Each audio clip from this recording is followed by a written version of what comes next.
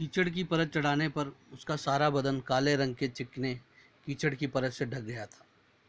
घास का एक भी तिनका बाहर से नजर नहीं आ रहा था।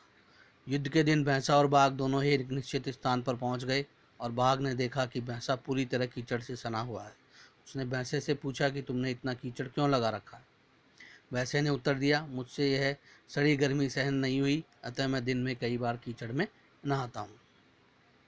बाघ ने भैंसे के ऊपर से नीचे तक देखा और उसे इसमें कोई चाल नजर आई। भैंसे ने कहा कि पहले मैं ज़मीन पर लेट जाता हूँ, 3 बार तुम मुझ पर अपने दांत से प्रहार करो, फिर तुम ज़मीन पर लेट जाओ, मैं 3 बार अपने सींग से तुम्हारे ऊपर वार करूँगा। बाघ ने भैंसे की बात मान ली और वह भैंसे पर टूट पड़ा।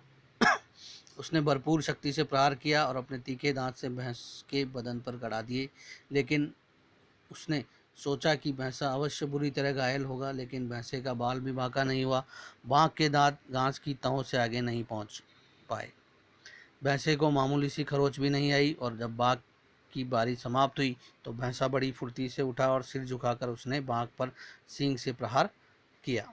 उसके प्रहार से उसने बाघ का पेट फाड़ डाला और उसके प्रहार से उसकी कमर तोड़ दी। अंतिम प्रहार से पेट की आंतड़ियां बाहर निकाल दी। बाघ खून से लथपथ हो गया और दम तोड़ दिया।